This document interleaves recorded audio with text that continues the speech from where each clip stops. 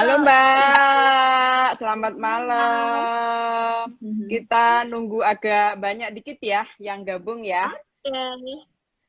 By the way, Ibu selamat ulang Terima tahun. kasih. Panjang umur, sehat Saya selalu. ulang tahun yang ke-20 ya.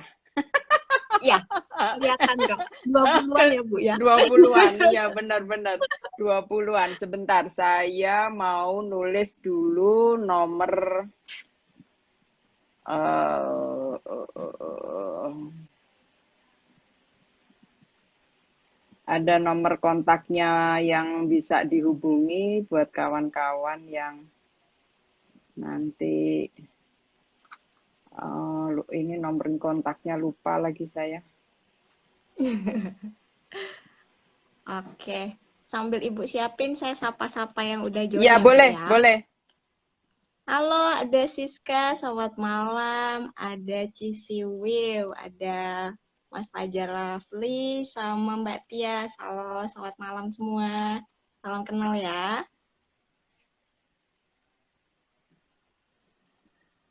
Saya mesti colok aja, khawatir nanti tiba-tiba baterai habis. Sebenarnya yang stabil itu enak pakai Zoom ya, Mbak. Cuman Iya. khawatirnya ini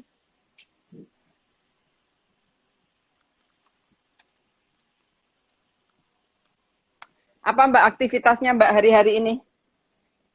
Oh, kemarin lagi sibuk belajar, Bu. Lagi prepare buat tes. Tes apaan? Hari ini tadi coba tes CPNS BPK. Keren, keren iyalah. Pokoknya minatnya di mana diikuti gitu ya. Minatnya Iya. di mana diikuti karena mengekspresikan diri dimanapun insya Allah bisa bermanfaat. Iya. Saya tulis Amin. dulu nomornya 08 19 51 66 38 283 kontak pendaftaran.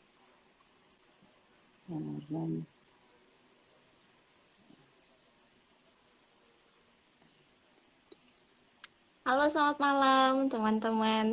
Ada Ibu Yusi juga yang baru bergabung.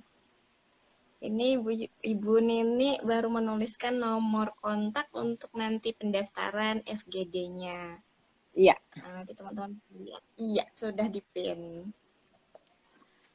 Oke, ini kita nyapa dulu aja kawan-kawan yang sudah gabung ya. Terima kasih banyak teman-teman yang setia ngobrol Sersan. Jadi banyak yang tempo hari eh, kemudian WhatsApp ke saya, kenapa sih Mbak Nini diberi nama Sersan gitu. Lalu saya sampaikan, saya kebingungan juga namanya apa gitu, karena Sersan itu kan memberi kesan pangkat jabatan satu angkatan ya, kalau nggak salah darat, laut, itu polisi juga pokoknya di penegak hukum itu ada Sersan. Padahal yang saya maksud itu sekedar serius tapi santai gitu loh. Tapi Kira-kira itu santai. begitu. Serius tapi santai. Jadi kita ngobrol aja gitu, tapi mudah-mudahan dari obrolan yang kita lakukan itu memberikan manfaat lah bagi siapapun yang hadir gitu. Itu aja. Lalu Iya, ada juga pertanyaan, panggilannya yang enak apa ya? Mbak Ica atau Mbak siapa Ica. panggil? Mbak Ica, Iya, oke. biasanya dipanggil Nah, Ica. ya. Iya. Nah, jadi banyak juga yang tanya kenapa pakai Instagram, Mbak Nini, kenapa tidak pakai Zoom gitu. Lalu saya sampaikan Instagram ini memudahkan saya untuk memberi kesempatan pada siapapun untuk ikut gitu. Karena kalau Zoom kan saya harus mengundang, lalu itu kemudian punya keterbatasan gitu. Sehingga kalau dengan live begini, siapapun yang tertarik, concern pada isu ini, insya Allah dengan mudah bergabung begitu. Dan kalau misalnya di tengah-tengah ngobrol, kemudian mungkin jenuh, nggak sesuai dengan yang diharapkan, dengan mudah saja kemudian dia leave begitu kan. Jadi saya memberi kesempatan pada siapapun untuk bergabung atau leave, dan pada apa obrolan ini saya juga memberi kesempatan buat teman-teman yang ingin serius terlibat secara terus-menerus diskusinya.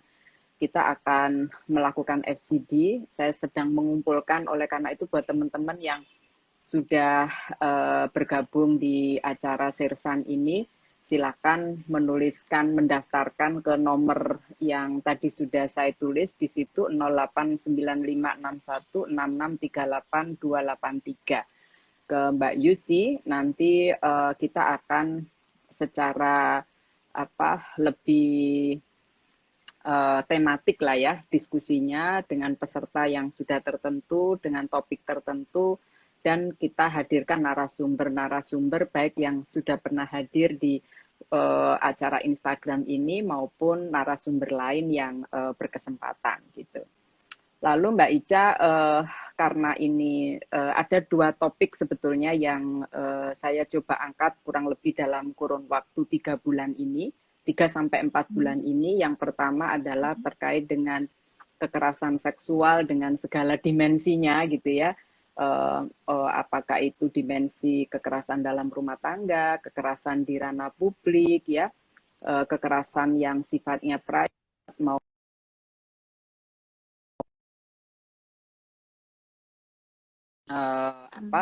berbasis pada komunitas gitu ya, di lingkup kerja atau dalam ranah keluarga begitu ya. Itu coba saya angkat. Yang lainnya adalah permasalahan terkait dengan perlindungan pekerja rumah tangga. Jadi mudah-mudahan sampai bulan Desember itu memang 2 isu besar yang ini terkait dengan pembebasan manusia dari ketertindasan. Kira-kira gitulah karena ini bagian dari akses to justice ya, akses keadilan bagi setiap orang. Nah, ini sambil menunggu kawan-kawan yang lain, mudah-mudahan nanti semakin bertambah yang bergabung, dan kalaupun tidak berkesempatan malam ini untuk ikut karena malam ini kan memang malam minggu ya Mbak. buat yang anak muda mungkin juga sedang ngobrol dengan teman-teman muda sebayanya. Buat yang tua mungkin juga sedang ngobrol dengan keluarga gitu. Jadi nanti tapi tetap bisa berkesempatan mengikuti obrolan yang kita lakukan malam ini. Karena akan kita share juga di YouTube, di channel YouTube Nini Rahayu Maksum maupun di IG TV ya. Nah, oke.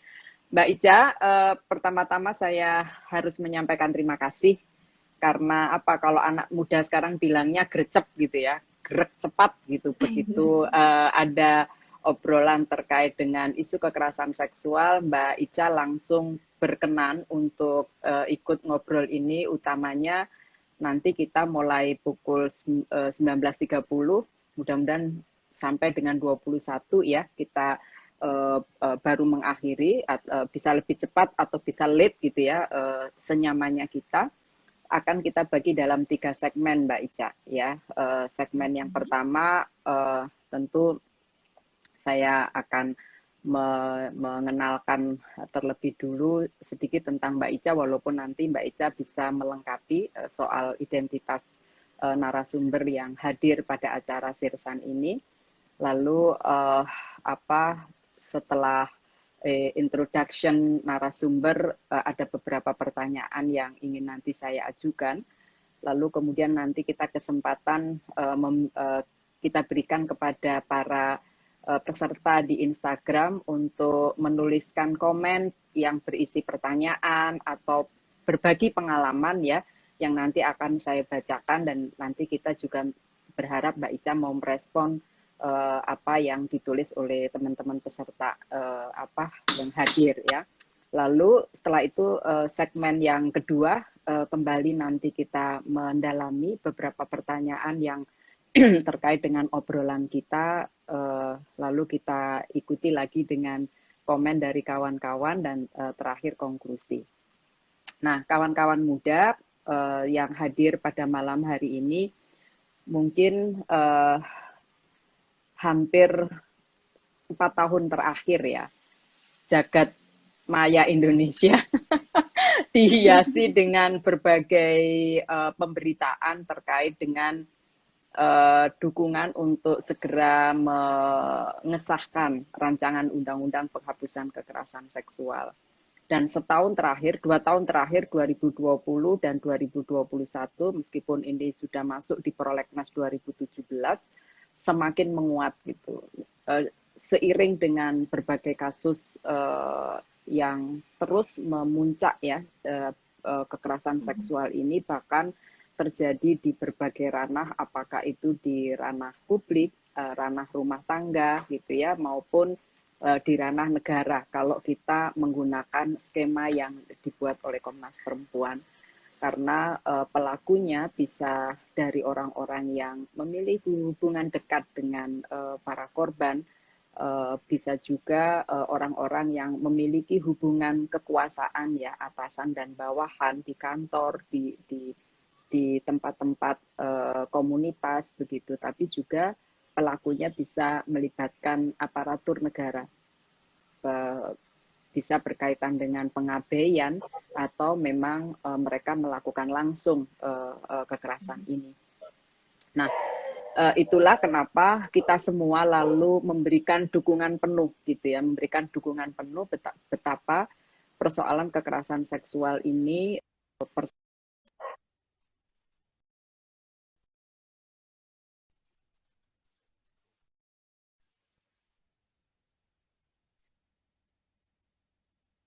yang berbeda.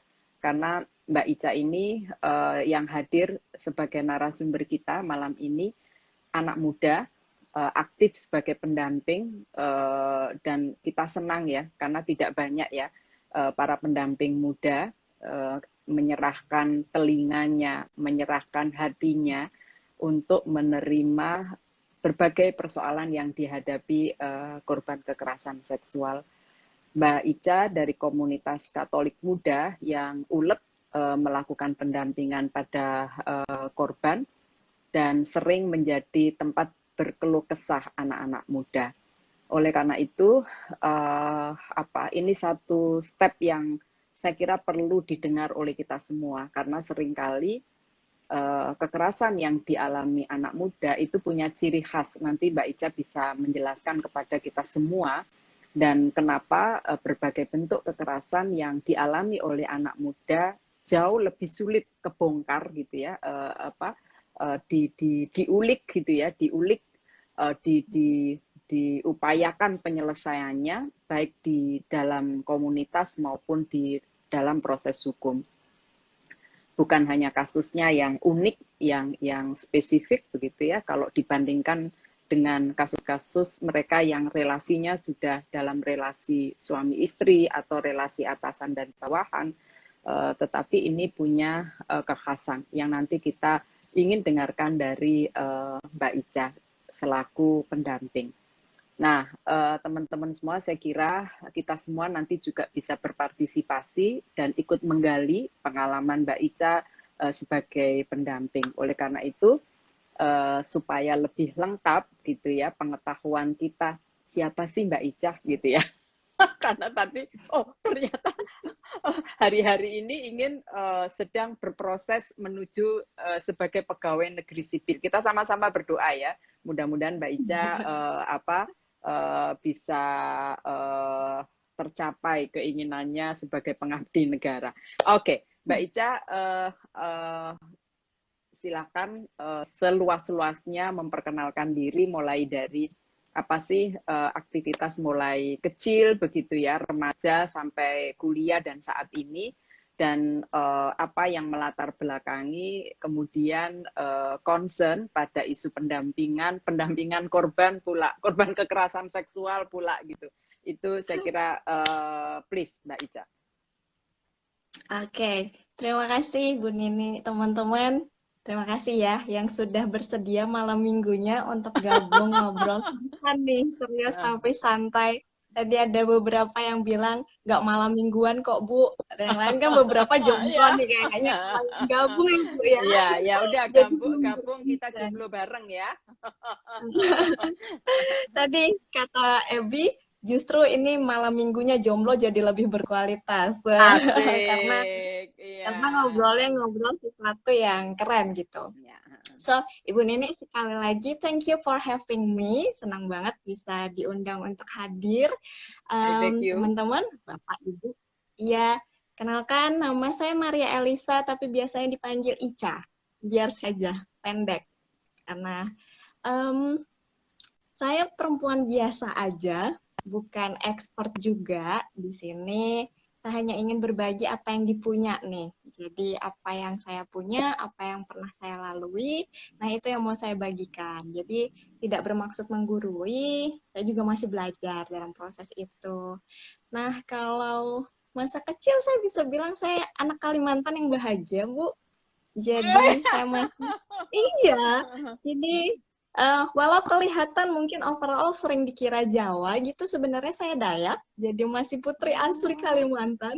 oh, Dayak. Wah, Iya, seru. em, Eh, karena saya masih masih ngalamin itu Bu, manjat pohon, nyari buah-buah, apa buah-buah hutan, terus main di sungai, terjun-terjun itu masih ngalamin. So, I have quite happy childhood. Nah, oh, kemudian, bless you, jadi bless cukup, you. Mbak ya, Ica, saya pernah loh ke sana. Saya pernah ke Dayak loh, pernah ke Kalimantan loh, pernah saya. oh, oke. Kalimantan mana, Bu? Di daerah mana? Kubar, ke Oh, Kubar itu saya. kampung saya, Bu.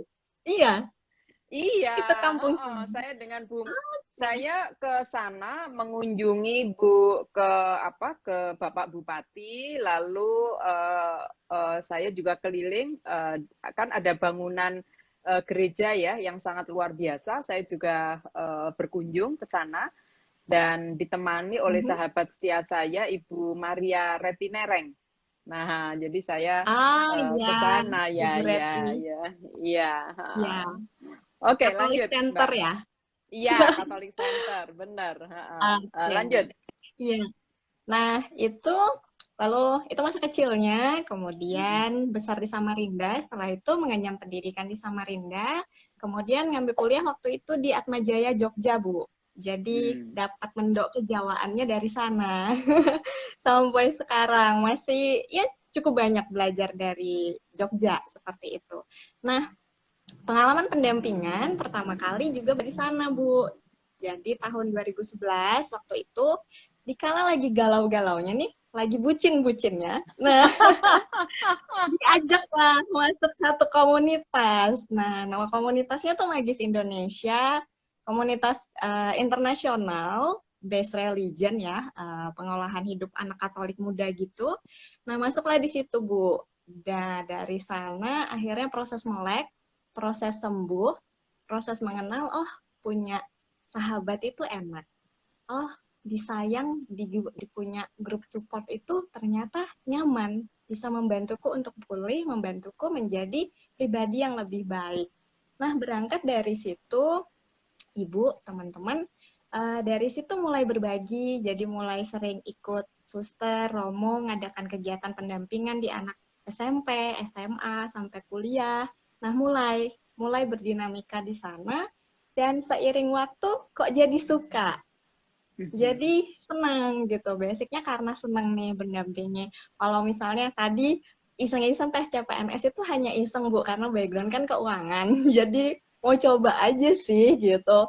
Mencoba-coba peruntungan plus membahagiakan orang tua. Bagaimanapun kan orang tua tuh kalau kita mau coba tes tuh udah happy duluan ya Bu, terlepas nanti lolos apa enggak. Jadi tuh salah satu strategi menyenangkan orang tua aja gitu. Tapi Anak-anak yang berbakti ya. Anak yang iya, berbakti ya. mencoba berbakti Bu. Setidaknya mencoba kan, kata kuncinya itu dulu. Tapi hatinya di sana. Jadi setelah itu berproses di sana, proses tumbuh, mulai melek, mulai sembuh dari bucin, mulai sadar dan normal kembali, bisa bangkit. Jadi Dari pengalaman itu menjadi aha momen untuk melakukan pendampingan, sampai akhirnya mendirikan komunitas dampingan sendiri. Kenapa mendirikan sendiri? Karena sederhana, Bu. Pendampingan di Jawa itu lebih masif, lebih banyak pilihannya. Tapi untuk teman-teman Kalimantan itu masih terbatas. Nah, bersyukur karena COVID ini sebenarnya ini kan jadi membantu kita bisa koneksi dari mana aja ya, Bu. Nah, karena ada kebutuhan, teman-teman di sana masih rindu pengen ditemenin, jadi dibuatlah komunitas itu tadi untuk menjadi grup support, untuk menjadi komunitas bersama, seperti itu. Itu sih, teman-teman, Ibu, yang saya lakukan. Selebihnya, saya juga paper flower crafter, jadi suka buat-buat bunga kerajinan gitu, tapi memang fokus di sana hanya untuk ngisi waktu luang aja. Selebihnya ya ngisi materi, dengerin curhat paling banyak. Itu sih, ya. Jadi Mbak Ica, itu dari pengalaman pribadi, lalu menjadi survivor, jadi pendamping, bahkan mendirikan semacam support group pendampingan sendiri, itu butuh waktu berapa lama kepindahan itu, Mbak? kalau Prosesnya? total dari belajar sampai sekarang 2011, 2021, 10 tahun ya, Bu? 10 tahun. Ya, kurang 10 lebih hampir tahun 10 tahun.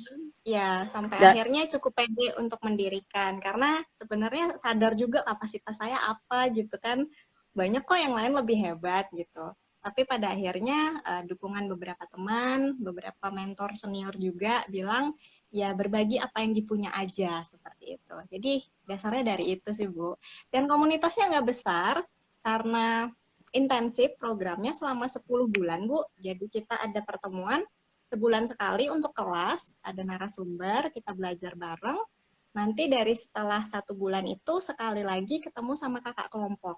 Jadi tiap kelompok dibentuk kecil. Jadi angkatan pertama ini hanya 25 orang dipecah ke 5 kelompok karena terbatas kakak pendampingnya.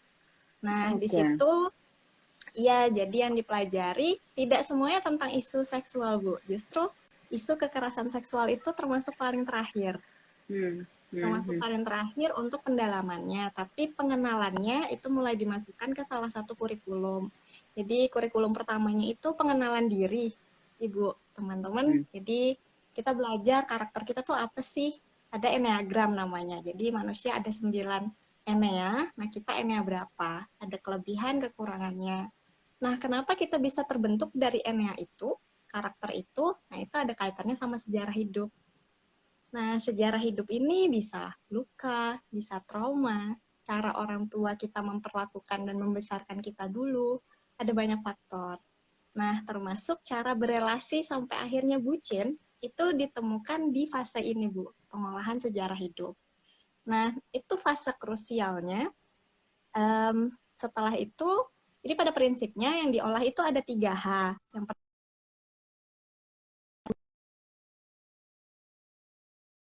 bucin.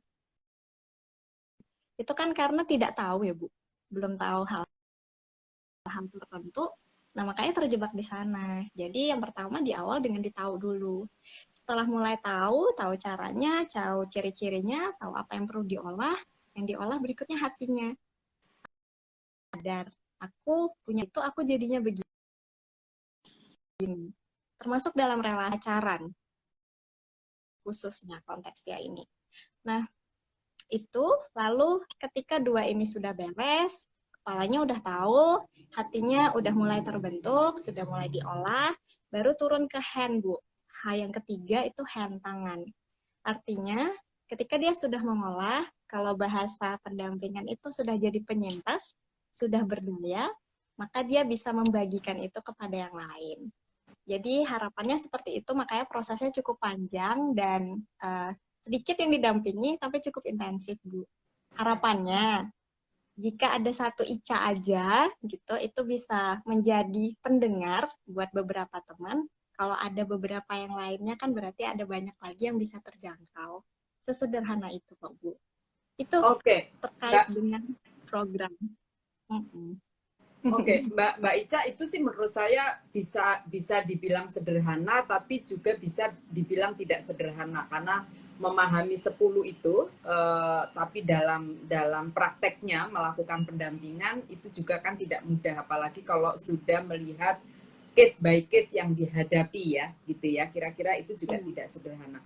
Saya mau menyapa kawan-kawan dulu yang baru bergabung. Kawan-kawan, malam ini kita bersama Mbak Ica, pendamping muda dari Katolik Muda yang selama ini melakukan pendampingan korban, terutama anak-anak muda kita yang mengalami apa tadi istilahnya bucin-bucinan gitu ya. Tapi bagaimana kemudian diubah kehidupannya lebih progresif, lebih bermakna, lebih bisa memanfaatkan usia mudanya, bercintanya oke, tapi kemudian tetap menjalani hidup dengan baik itu kira-kira ya. Dan silakan teman-teman kalau nanti menginginkan gift ya, giveaway dari acara Sersan ini, saya akan membagikan satu buku tentang politik hukum penghapusan kekerasan seksual. Ada syaratnya tapi, satu follow Instagram, yang kedua membuat pertanyaan atau pernyataan atau masukan apapun yang konstruktif akan saya pilih, akan dipilih nanti oleh tim, dipilih satu dari beberapa yang masuk ya gitu. Jadi tetap aktif dan dicatat hal-hal penting yang tadi sudah disampaikan oleh Mbak Ica. Mbak Isa tadi kan belajar ya hal-hal yang digunakan untuk melihat fase-fase bagaimana seseorang mengalami ya situasi yang tidak nyaman, lalu mendapatkan support, lalu mengenali kapan seseorang sebetulnya sempat jatuh, bisa jadi di masa lalu yang terbawa sampai sekarang gitu ya, bisa saja karena pada saat remaja atau lainnya. Nah kalau dilihat dari pengalaman selama kurang lebih 10 tahun ini, problem paling banyak dihadapi anak muda kita apa Mbak yang dialami anak-anak muda kita? Oke, kalau yang pernah saya tanganin, itu sebenarnya terpecah dalam 2 kelompok besar masalah aja, Bu. Nggak banyak-banyak kok masalah orang muda itu. Yang pertama, quarter life crisis. Karena memang sesuai usianya, dari belasan sampai menjelang 25 sampai awal 30 ini, kan lagi galau-galaunya mencari jati diri, mencari pengakuan, eksistensi dirinya, lalu melihat nilai hidup, kayak aku pencapaiannya apa, aku mau seperti apa, mulai galau, ini mau jurusannya kemana, aku bidang yang pengen didalamin apa nih. Nah, biasanya berkutat di situ, jadi memang pengenalan diri, itu yang menjadi sesuatu yang wajib diketahui, dipunya. Nah, yang kedua, seperti tadi yang sudah saya sampaikan sebelumnya, bucin, Bu, budak cinta. Ini lebih pada kondisi yang ketika relasinya menjadi tidak sehat, dianya yang tadinya potensial, yang tadinya produktif, menjadi terhambat pengembangan dirinya. Karena efek dari relasinya tadi yang ternyata tidak sehat. Mbak, Nah, saya orang tua nggak terlampau kenal tuh istilah bucin. Budak cinta itu apa Mbak? Yang kayak apa budak cinta itu Mbak? Budak cinta itu ketika kita terlalu dibutakan oleh cinta nih. Oke, dibutakan oleh cinta. Nah, kalau orang tua taunya itu cinta buta gitu, membabi buta gitu. Oke. Iya, kan kepanjangannya budak cinta ya. Jadi, kalau bahasa simpelnya, gara-gara cinta, gara-gara pacar, jadi diperbudak. Nah, diperbudaknya berupa apa? Dikontrol hidupnya, diatur A sampai Z-nya, mau pergi harus izin, lagi di mana sama siapa harus kasih tahu. Bahkan ada yang harus send location, Bu, live location. Jadi selama dia sama siapa, terus harus buat foto, ngirim, ini loh aku lagi sama ini. Lalu sampai melakukan hal-hal yang mungkin dia nggak mau, mungkin dia nggak suka, tapi dia anggap itu pengorbanan demi mempertahankan si pacar. Karena dalam konteks tadi diperbudakkan, dimanfaatkan. Jadi investasinya terlalu banyak dan akhirnya terjebak dengan itu tadi. Nah, itu kurang lebihnya bucin tuh kondisinya begitu, Bu. Jadi nggak logis lagi. Nggak logis buat yang tidak sedang jatuh cinta loh, Mbak. Kalau yang lagi Iya, jatuh cinta itu jadi logis itu semua. logis. Iya, Eh, itu logis. Nah, bagaimana Mbak Ica melihat bahwa yang ini logis, ini nggak logis menurut korban ya? Kita kan harus melihatnya ini korban dan pelaku gitu. Gimana cara melihat bahwa oh kamu itu relasi bucinya udah nggak sehat nih, kamu masih oke lah, itu gimana caranya? Kalau dari yang sudah, sebenarnya kembali ke dia ya, Bu. Kita Hmm. bisa melihat itu, ya kalau misalnya sampai levelnya abusive, dikontrol, tapi ternyata dalam tanda kutip dia masih nyaman, dia masih oke, biasanya saya belum intervensi. Paling dibantu melekin bahwa, kamu nyaman tuh digituin. Biasanya cuma nanya-nanya aja, nyaman tuh digitukan. Nah, dibiarkan. Tapi kalau sudah dia yang tadinya sudah dikenal nih Bu, anaknya baik, pinter, aktif gitu, udah kenal kan. Terus punya pacar. Nah, terus mulai jarang muncul. Okay. Produktivitasnya turun. Diajak janjian, mulai hilang. Terus yang biasanya dia kalau ngerjain sesuatu totalitas ini jadi setengah-setengah. Terus yang nggak lagi hadir seutuhnya ketika kita lagi butuh dia gitu Bu. Karena dia sibuknya lapor sama pacar. Nggak bisa kak, aku bentar ya, aku harus telepon pacarku dulu, udah 2 jam aku belum ngabarin. Nah, yang kayak gini-gini, oke, berarti tandanya ini udah nggak sehat nih, udah bucin dia. Karena sayangnya kalau biasanya kriteria yang saya pakai, dia jadi lebih baik atau enggak ketika dia sama pacarnya. Kalau ternyata ketika dalam relasi itu, dia tidak menjadi lebih baik, tidak menjadi dirinya lagi, that's mean it's something wrong. Cuman kembali lagi kan Bu, dalam banyak hal, gitu teman-teman, namanya kalau jatuh cinta itu kan batu bata rasa roti ya. Katanya kakakan kucing rasa coklat. Karena lagi jatuh cinta kan. Nah, jadi kerap kali mereka yang sedang jatuh cinta, yang mabuk kepayang ini, yang lagi dibutain oleh cinta tadi, nggak sadar kalau dia tuh lagi dalam relasi yang nggak sehat. Kalau dia mungkin aja mengalami kekerasan. Nah, ini yang sering terjadi. Dan kalau dalam pacaran kan Bu, kekerasannya mungkin tidak yang bisa kita lihat ya. Kalau rumah tangga seperti tadi yang Ibu lihat, kan saksinya bisa banyak. Ada anak di sana gitu. Lalu mereka sudah tinggal satu rumah, mereka bareng gitu. Tapi kalau pacar kan mereka ketemu sewaktu-waktu. Kita nggak tahu kekerasan apa yang dia terima. Dan yang sering kali, yang pertama diterima itu kan kekerasan emosional. Misalnya, ini buat temen-temen nih yang kalau hobi manggil pacar, manggilnya pesek. Apa? Kamu pesek, kamu cebol, kamu hitam. Itu udah kekerasan loh. Kan kalau konteksnya sayang, kenapa nggak manggilnya darling, my sweetheart? Kan lebih enak ya, Bu. Selamat pagi, cintaku, malaikatku. Loh. Tapi masa dipanggilnya, monyet. Kamu bi, kamu lucu banget, tapi panggilannya babi, kayak gitu. Ya kan, menurut kalian, mungkin menurut mereka itu tahapnya lucu, tapi sebenarnya efek jangka panjangnya itu membuat minder juga loh, Bu. Pada akhirnya kan merendahkan self-esteem ya. Bukankah kalau kita mencintai, harusnya kita memberikan kata-kata, sugesti yang positif nih kepada yang kita sayang. Bukan justru memberikan label-label yang, maaf, kesannya jelek seperti tadi. Um, Kebol, kayak gitu, hitam, atau apa, yang terutama fisik ya, Bu. Kayak ada satu temen, anak muda SMA gitu dipanggil, dia insecure dengan kondisi kulitnya karena dia berbulu, Bu.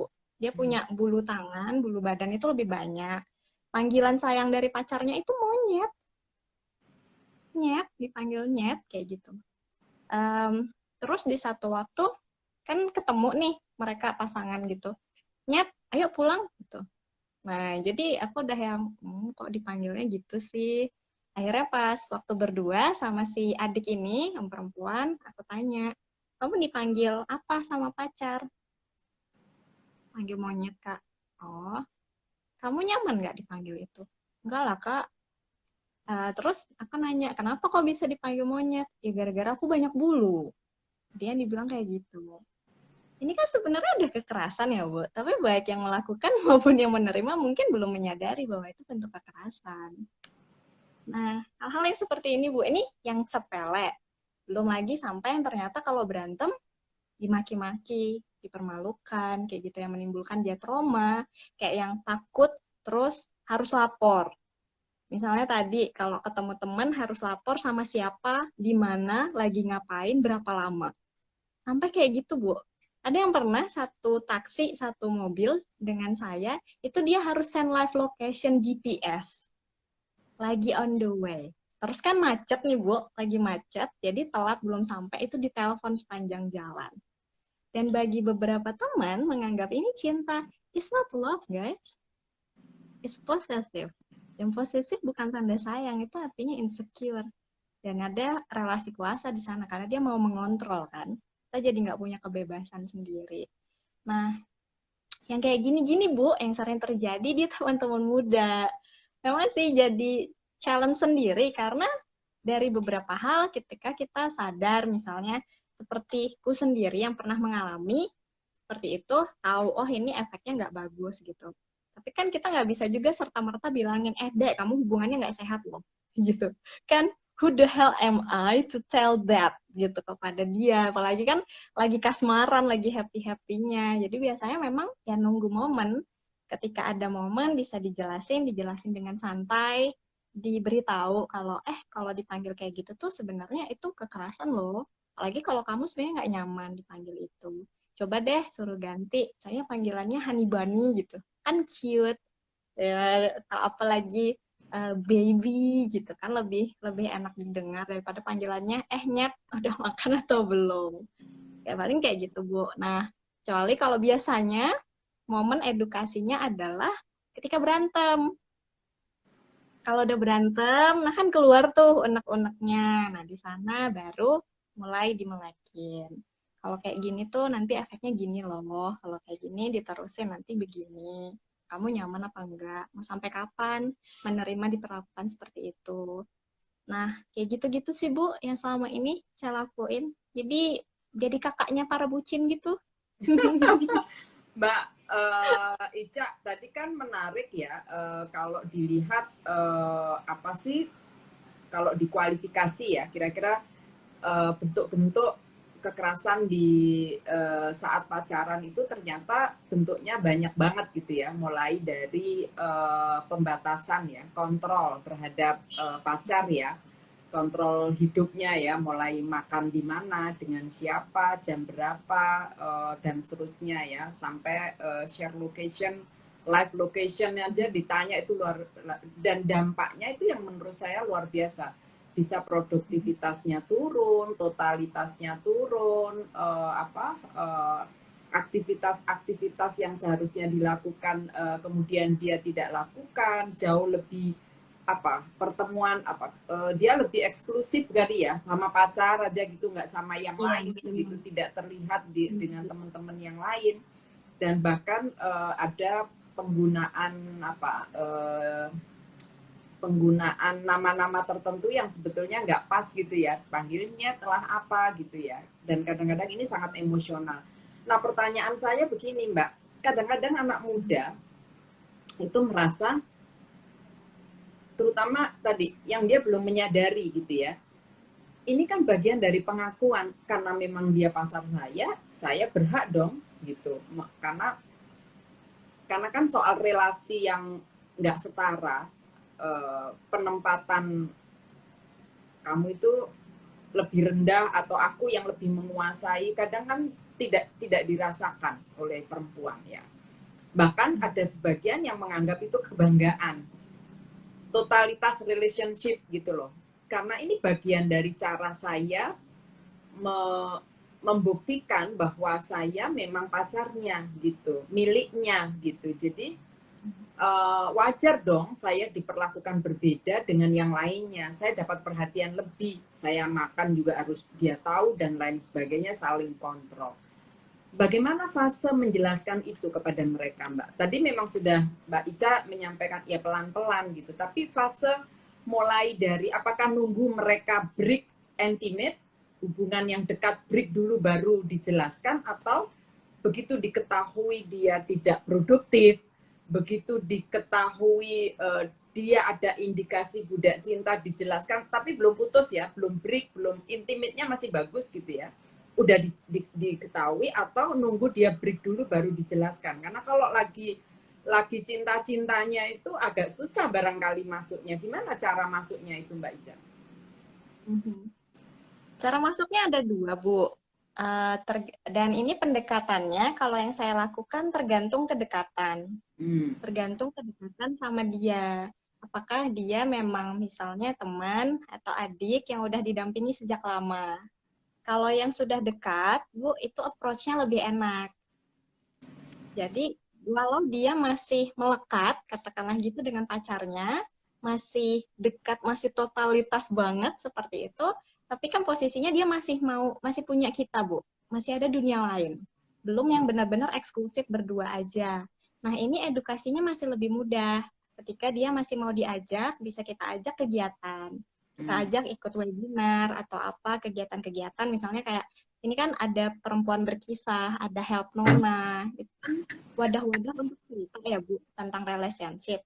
Khususnya Help Nona itu terkait dengan kekerasan dalam pacaran memang isunya. Nah, yang bisa saya lakukan biasanya ngajak mereka ke sana. Jadi nggak lewat saya edukasinya, tapi dia dengar dari orang lain yang juga kompeten seperti itu biar dia punya aha moment. Setidaknya walaupun belum dia ngerasa efeknya, tapi setidaknya dia ada tahu. Oh, kok kayaknya di relasiku ada yang nggak beres nih. Jadi dia mulai punya awareness itu dulu gitu, setidaknya di sana.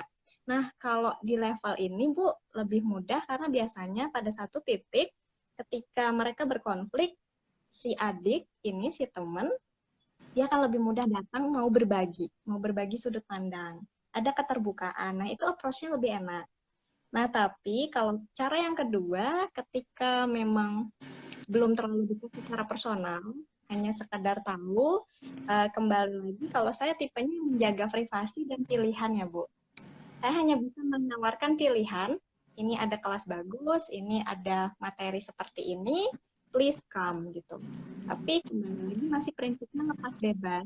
It's her option, his option, want to take or not yet. Dia merasa butuh atau belum. Nah, kalau dalam hal seperti ini ya sebatas seperti yang kita lakukan sekarang, Bu. Ini kan bagian dari edukasi. But you want to take or leave it is up to you, gitu. Masih terserah. Nah, tapi kalau konteksnya yang pertama tadi, karena I do care about her, especially karena udah tahu lama, maka maintenance-nya beda. Jadi memang kalau saya personal lebih ke touch-nya itu personal touch, Bu. Kura personalis kalau kami bilangnya. Jadi memang ada kedekatan personal di sana. Jadi seperti itu, Bu, yang saya lakukan. Jadi ini ya, tidak selalu menunggu pengaduan ya, karena memang ada support group tadi ya. Karena kalau nunggu pengaduan barangkali agak susah ya. Agak mungkin 1 dari 500 kali kalau nunggu pengaduan ya. Bisa 1 dari 1000 ya, maka intervensinya berbeda. Baik, Mbak Ica, terima kasih banyak. Kita minta juga kawan-kawan yang sudah gabung kasih komen ya, kasih komen atau boleh tanya juga, boleh.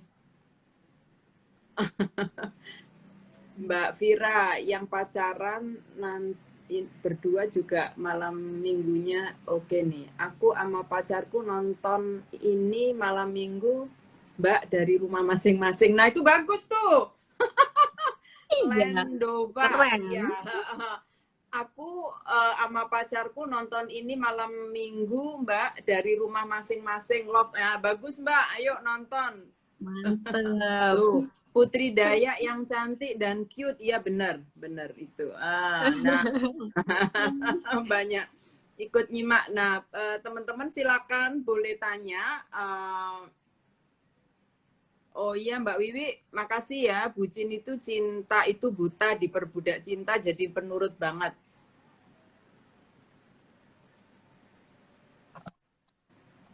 Penurutnya bisa karena kemauan sendiri dengan sadar menurut atau terpaksa menurut. Nah, ini ada lagi dari Dul_AJ, if you love someone, let the door open. if she love you, she will stay beside you. You cannot force it. Love is freedom. Ya benar sih. Iya. Kalau sudah bucin, orang terdekat bahkan orang tua bisa diabaikan. Gimana tuh Mbak? Ada beberapa komen kayaknya perlu direspon tuh. Bener nggak sih Mbak? Yang Bener nggak? Kalau orang udah bucin, mau orang tua juga nggak direken gitu ya?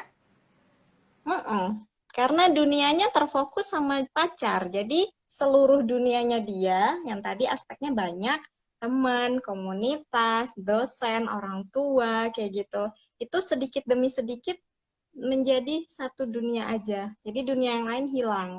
Dalam tanda kutip bahasanya kalau bucin itu salah satu indikasi relasi yang menurut saya juga nggak sehat ketika kita menjalin relasi dengan seseorang, kita justru kehilangan semua dunianya kita, dan dunia kita diganti, dunia kita hanya dia. Artinya apa? Risikonya menjadi terlalu besar. Kalau bahasa investasinya, kita berinvestasi terlalu berisiko di sini. Kan rumus investasi paling sederhana pasti teman-teman sering dengar tuh. Jangan menaruh telur semuanya di dalam satu keranjang. Karena kalau keranjangnya jatuh, semua telurnya pecah. Sama dalam relasi. Ketika bucin tadi, kan investasinya terlalu besar. Waktu, 24 jam sama dia.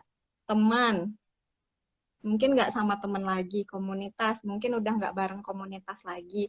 Dan ini kan Bu, ketika dia bucin tadi, sedikit demi sedikit ignoring, sedikit-sedikit make excuse, nggak bisa karena pacar. Kan pada akhirnya teman jadi bete ya. Atau termasuk keluarga juga, yang tadinya misalnya setiap malam minggu nih, katakanlah, setiap malam minggu kayak malam ini kumpul keluarga, makan bareng, atau sekadar nonton TV sambil cerita-cerita, main sama adik misalnya. Nah, semenjak punya pacar, dia keluar terus karena pacaran kan, Bu. Nah, akhirnya kedekatannya dengan dunianya yang lain kan sedikit demi sedikit menjauh. Dan satu-satunya dunianya dia ya pacar tadi. Nah, konsekuensinya ketika mereka berantem, ketika mereka putus, jadinya hancur. Merasa nggak punya siapa-siapa lagi gitu, merasa semuanya hilang ya, karena tadi dunianya hilang. Nah, maka perlu disadari ketika kita punya relasi, justru relasi kita sehat ketika kita tetap ada di dunianya kita juga gitu. Dia adalah satu dunia baru yang menambah banyaknya indahnya dunia kita. Kayak gitu, Bu. Oke, ini satu lagi ya Mbak, kita coba bacain dari Putri PRM _ sebenarnya sadar tapi takut untuk kehilangan, itu yang sering saya dengar dari teman-teman terdekat saya. Nah, gimana Mbak pengalamannya Mbak Ica, gitu juga nggak? Iya, dulu iya. Karena gini. Nggak, maksudnya yang didampingi ada nggak keluhan kayak gitu? Oh, banyak. Jadi dia sadar tapi nggak mau lepas gitu loh. Fase dimana kalau tadi kan yang di awal fase dia memang nggak tahu sebagai orang yang sedang dibutakan cintanya, sedang diperbudak oleh cinta gitu. Tapi ini yang disampaikan oleh Putri beda lagi. Dia tahu gitu, cuman dia memang takut kehilangan, daripada hilang nggak punya pacar gitu. Betapa pentingnya pacar ini. Keluhan seperti itu banyak nggak Mbak? Banyak, yang ngalami banyak banget. Aku juga dulu pernah ngalamin. Setelah diolah, akhirnya yang saya temukan begini, Ibu, teman-teman gitu. Motivasi pacarannya apa dulu? Ini yang perlu kita lihat ke dalam. Ketika motivasi pacarannya itu, mohon maaf nih, untuk memenuhi defisit cintanya kita, maka it will never enough, karena pada akhirnya kita menuntut orang lain untuk mengisi kekosongan cinta itu. Nah, kekosongan cinta yang tadi dinamakan dengan defisit cinta, kalau misalnya saya bahasakan, defisit cinta ini terjadinya di dalam sejarah hidupnya kita. Mungkin orang tua itu kurang perhatian, jarang memberikan pujian, sering dibandingkan sama anak lain, seperti itu. Ya, kerap kali sebagai anak dalam banyak hal, kita merasa dicintai tapi dengan cara yang tidak dicintai gitu, Bu. Misalnya katanya peduli tapi dengan marah-marah. Ya kan? Nah, Katanya sayang, tapi semuanya diatur dengan sebegitu dekat, nggak boleh eksplorasi dunia sendiri. Nah, hal-hal yang seperti ini. Nah, ini kan memunculkan adanya kekosongan, adanya defisit cinta yang pengen diakui, pengen diterima, ada yang perhatiin, ada yang membuat merasa kita spesial. Nah, ketika ini diwujudkan dalam bentuk mencari seorang pacar tadi, dan di satu titik kita merasa bahwa dari si pacar itulah yang memenuhi kebutuhan cintanya kita, maka kita nggak mau kehilangan. Karena sumber cinta yang dirasakan cuma dari dia, Bu. Jadi, Nek, kalau hilang kan gimana? Hilangnya dihilang arah, jadi ngerasa nggak ada yang sayang lagi, nggak ada yang peduli lagi, dan lain-lain. Nah, itu yang menjadi dasar sebenarnya kenapa muncul rasa takut kehilangan tadi. Bahkan dalam kasus-kasus toxic relationship, udah tahu nih toxic pacarnya, efeknya nggak bagus ke dia, dia juga ngalamin kondisi emosional yang nggak bagus, misalnya sering cemas, kalau melakukan kesalahan tuh takut dimarahin, takut berantem sama pacarnya, takut ditinggal, kayak gitu. Tapi tetap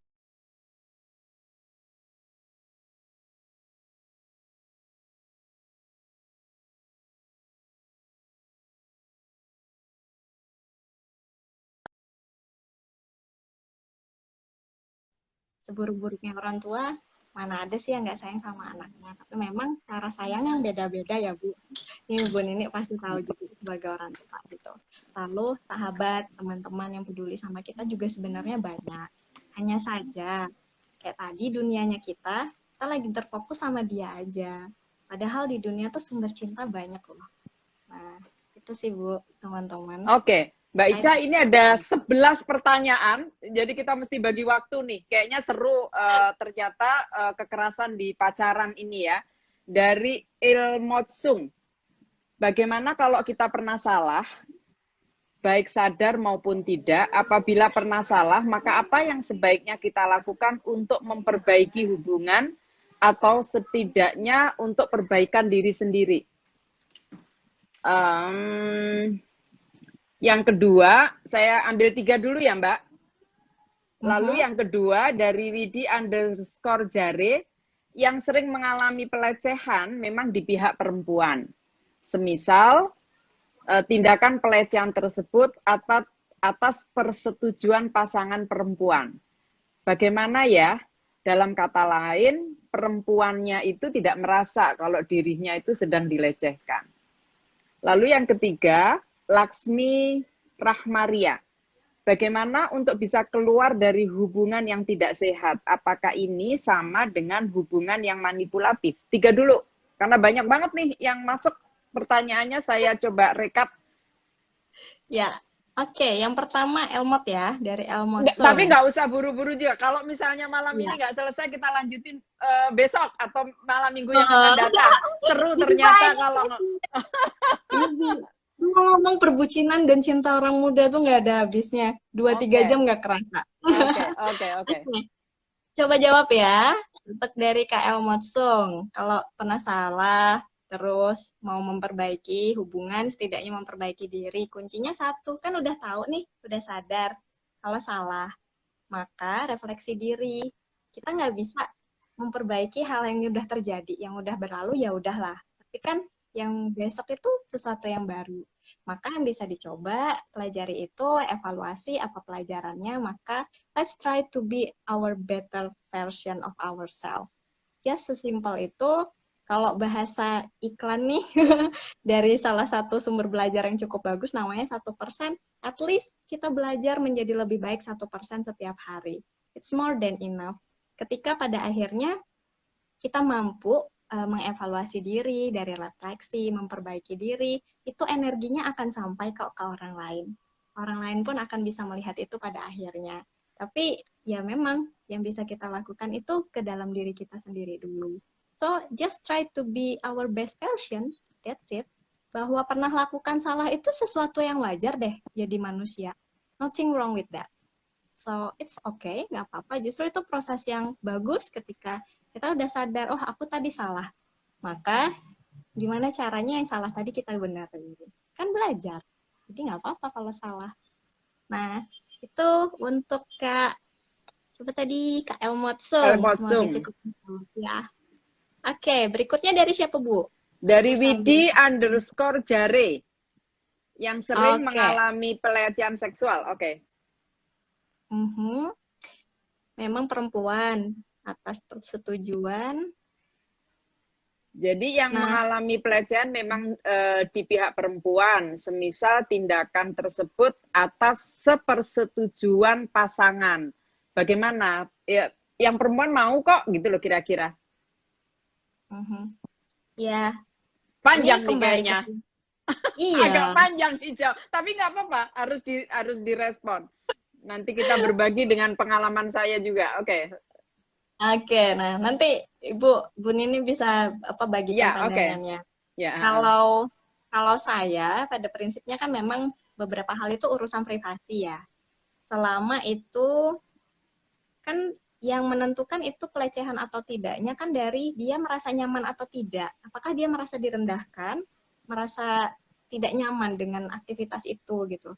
Tapi ketika dia merasa nyaman, contoh nih, misalnya saya kan di Bali nih Bu. Hmm. Kalau di sini bule ciuman bibir di jalan peluk-pelukan itu biasa gitu. But you cannot do that at another city, ya kan? Ya, Nah, ya. pada konteks ini gitu, di sini kalau gandeng pinggang cewek, cowok gitu bule, terus pegang, maaf, bokong perempuannya itu kan biasa aja, bukan dianggap pelecehan. Menurut mereka itu adalah tanda sayang gitu. Dan it's okay for them gitu. Jadi kalau caraku melihatnya itu adalah bagian dari privasi mereka dan cara mereka. Selama tidak mengganggu, selama tidak ada yang dirugikan. Nah, kalau konteksnya dia tidak merasa dilecehkan, kalau aku sih gitu kan dia fine fine aja ya, selama juga tidak mengganggu jiwanya dia gitu, jadi ya ya udah. Nah kalau dariku seperti itu Bu, kalau Bu ini gimana? Oke, Jadi ini mau belajar juga nih. enggak gini. Jadi ini pertanyaan yang menarik yang seringkali juga ditujukan kepada saya dan pengalaman saya melakukan pendampingan. Eh, Ketika relasi laki-laki dan perempuan yang tadi disampaikan oleh Mbak Ica, kayaknya sama-sama nyaman, ya sudahlah gitu ya. Itu kan urusan private gitu ya.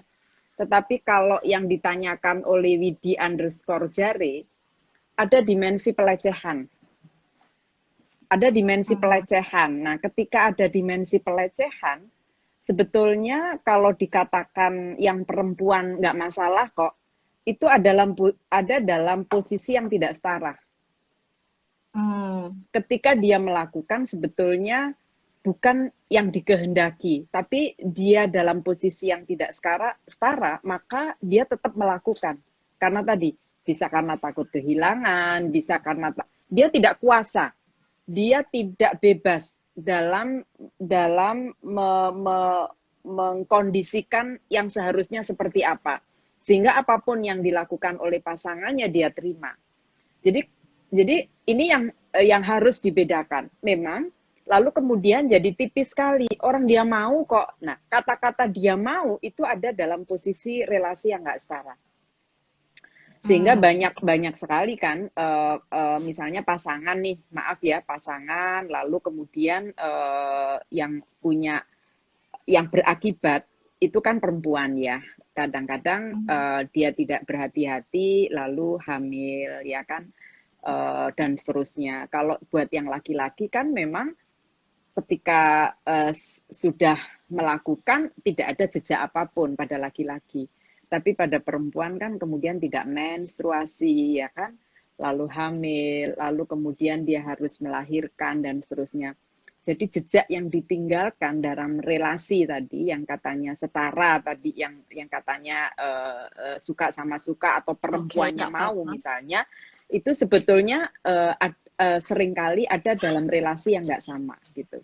Dan itu terlihat dari akibat yang dialami. Karena mestinya kan kalau relasinya baik, setara, sama-sama suka, dia akan menghormati kapan itu boleh dilakukan gitu. Kan sering tuh pasangannya sebetulnya pada usia yang tidak siap, ya kan? Lalu kemudian, misalnya ini sama-sama anak masih SMA, kan belum usia menikah gitu. Tapi karena relasinya tadi yang katanya sama-sama cinta, padahal enggak, karena enggak menghormati alat reproduksi pasangannya kan.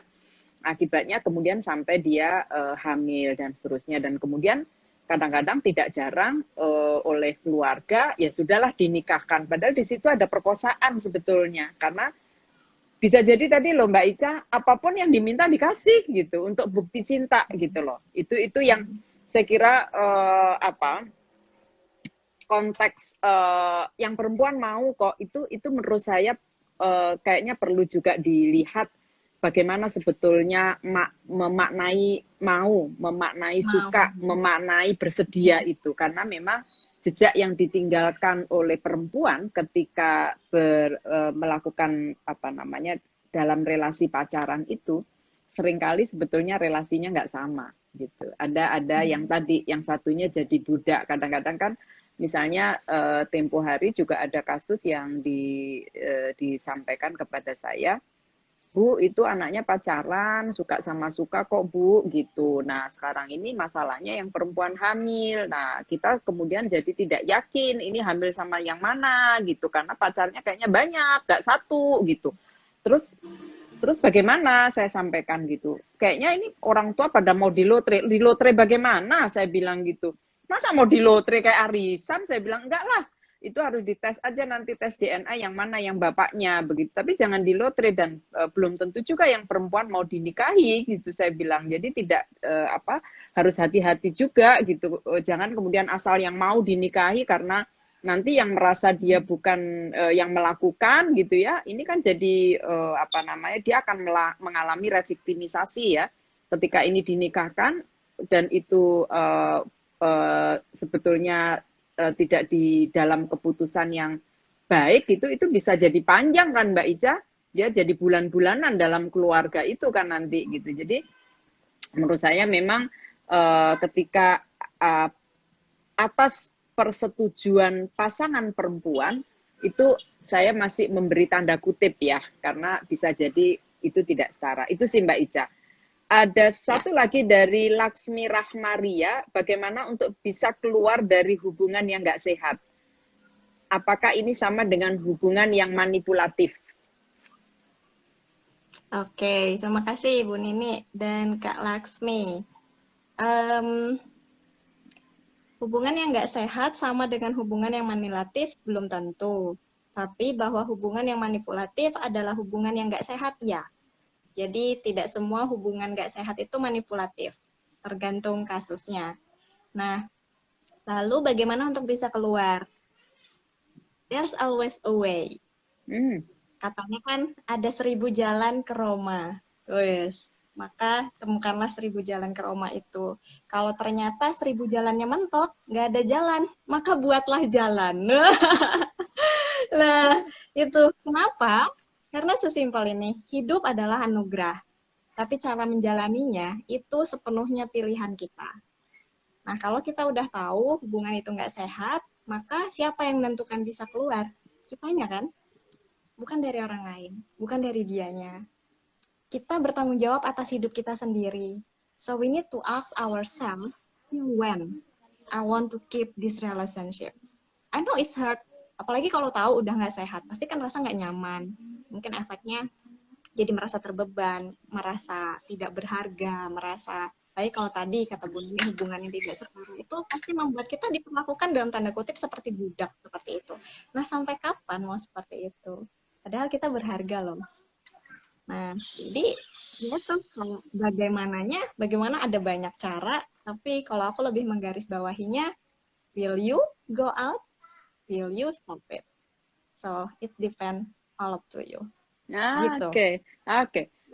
Depend on you ya, gimana memilihnya ya. Oke, ini masih banyak Mbak pertanyaan ya. Saya coba. Banyak banget ternyata. Terima kasih teman-teman. Gini, mungkin ini memang benar yang tadi disampaikan. Saya lupa tadi. Kita manfaatkan malam minggu ini dengan acara yang bermanfaat ya untuk kita semua, terutama anak muda. Dari Cisif, pemaksaan hubungan seksual hingga menggunakan kekerasan dilakukan oleh mantan pacar. Apakah diwajarkan karena sebelumnya pernah melakukan?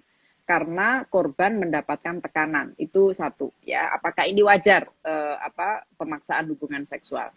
Yang kedua dari Vira, saya pernah mendapat laporan terkait kekerasan dalam pacaran, korban dipaksa untuk melakukan hubungan seksual oleh pacar. Menurut saya hal itu sudah masuk ranah pemerkosaan. Kira-kira korban harus bagaimana? Ini soal pengaduan ya. Yang ketiga dari Big Bubi. Bagaimana nih Kak kalau pihak keduanya setuju akan disebut jelek itu? Sekalipun emang pada awalnya bakal bertanya, kenapa ya kok aku disebut begitu? Gitu Kak, kalau menurut Kakak bagaimana? Oh ini soal panggilan tadi loh, yang dipanggil Oh, nyet. Gimana kalau awalnya, tapi memang dua-duanya setuju begitu gitu, gimana gitu ya? Lalu ada Siska Caili. Kak mau nanya, bucin positif ciri-cirinya gimana ya? Karena ada beberapa pasangan yang nyaman untuk selalu melapor dengan pacarnya, walaupun terkesan lebay, tapi dia nyaman. Apakah itu termasuk bucin? Oke, itu yang kedua ya. Sebelum Mbak Ica menjawab, buat kawan-kawan yang baru bergabung, terima kasih sudah bergabung di acara Sersan pada malam Minggu hari ini, dan malam ini temanya menarik, bagaimana kita mengenali berbagai bentuk kekerasan yang muncul dalam relasi pacaran dengan Mbak Ica ya. Dan buat kawan-kawan silakan bertanya, memberi saran, memberi sharing pengalaman, nanti akan dipilih salah satu untuk mendapatkan gift buku Politik Hukum Penghapusan Kekerasan Seksual. Dan kalau ingin ikut terus FGD nanti ya pada 5 atau 6 kali pertemuan ini, silakan daftar ke nomor yang sudah tertulis di bawah ini. Oke, Mbak Ica ada 3 pertanyaan, silakan Mbak Ica. Oke, terima kasih Bu. Yang pertama Kak Ciciu. Oke, pemaksaan hubungan seksual itu diwajarkan karena sebelumnya udah pernah, namanya juga udah pemaksaan, maka itu nggak wajar. Oke. Ya. Dan ini sering banget ya Bu. Misalnya gini, khususnya perempuan di hubungan sebelumnya sudah pernah melakukan hubungan seksual dan dia tahu it's not make her comfortable anymore because it's not what she want actually, karena dia ngerasa nggak nyaman pada akhirnya, jadi dia mau memulai hubungan yang baru tanpa melakukan itu lagi gitu. Tapi yang terjadi adalah ketika si perempuan sudah ngumpulin keberanian untuk jujur nih Bu, ngasih tahu, aku udah nggak virgin di sebelumnya, but please respect me, respect my body. Responnya tuh ada dua, ada yang baik dan ada yang brengsek. Nah yang baik, dia beneran respect itu dan menerima gitu hubungannya dengan cara yang baru, karena because he loves her. Tapi kalau yang brengsek justru menggunakan alibi itu, justru lah kamu kemarin sama dia yang kayak gitu aja kamu tidurin, kan aku lebih baik dari dia, kenapa kamu nggak mau tidur sama aku? Ini nyebelin loh pertanyaannya, dan pada akhirnya kan pemaksaan tadi. Jadi dia yang posisinya ketika mau mempertahankan, ya kembali lagi ya tadi kata salah satu kakak di pertanyaan sebelumnya, nggak mau kehilangan misalnya, atau tadi yang seperti Ibu sampaikan bahwa pada akhirnya terpaksa mau kan, terpaksa mau gitu, karena ya itu dibandingin ya you were bitch before, oh you don't want to do it with me anymore kayak gitu, kamu nggak sayang aku, kalau nggak ya udah kamu balik aja, sekarang kamu kayak gini, kalau kamu nggak mau lakukan siapa lagi yang mau sama kamu? Nah ucapan-ucapan kayak gini Bu, itu bayangin didengar oleh, jadi udah ada stigma ya, relasi yang pertama udah ada stigma ya. Dan itu kadang menjadi ketakutan juga buat banyak perempuan yang sebelumnya sudah pernah misalnya, lalu punya hubungan lagi, itu mau jujur tuh jadi takut banget Bu. Karena ya gini konsekuensinya, antara dia nerima atau dia jadi maksa gitu. Dan mereka juga, tapi beberapa yang bagus adalah beberapa teman-teman berani ngomong dari awal, if you are not okay for it, ya udah kita nggak usah pacaran gitu. Lanjut, oke.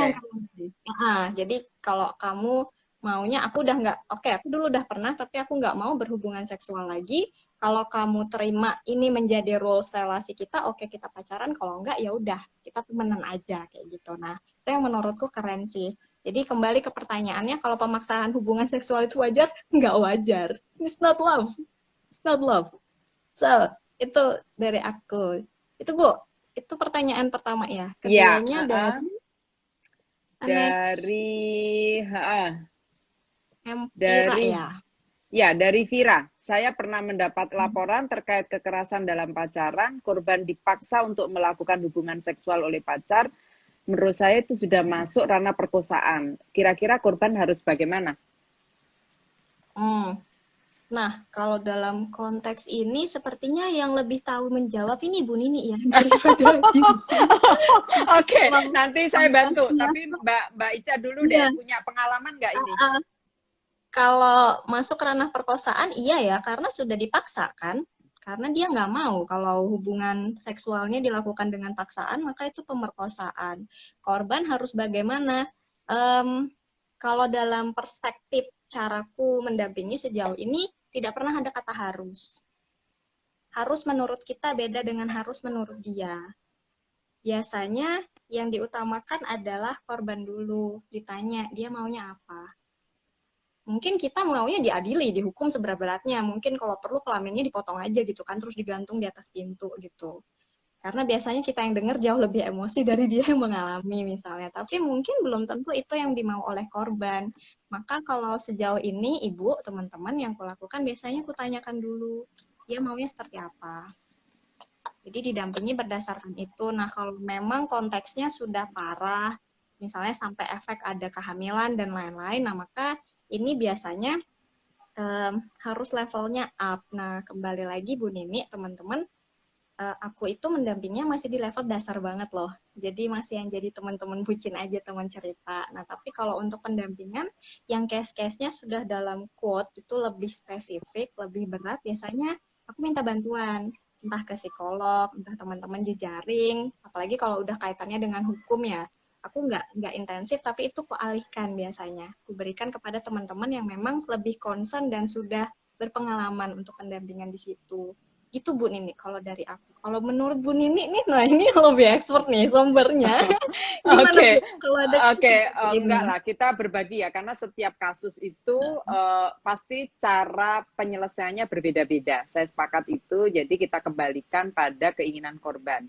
Meskipun dalam konteks meletakkan keinginan korban, itu ada proses advokasi ya, ada membangun pengetahuan korban juga soal hak gitu ya, mengungkap kebenaran, karena korban itu kan punya hak atas kebenaran, keadilan, dan pemulihan gitu. Jadi kepada korban juga tetap perlu diadvokasi kalau misalnya ini pakai proses hukum implikasinya apa, kalau tidak implikasinya apa gitu ya.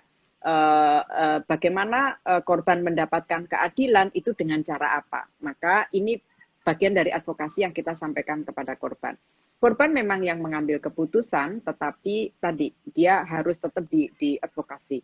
Kenapa penting? Karena kekerasan seksual dalam bentuk perkosaan itu kan sebetulnya yang mendapatkan rasa sakit, yang mendapatkan ketidakadilan itu kan bukan hanya korban langsung ya, tetapi publik ini sebetulnya kalau tahu juga ikut sakit, ikut terancam.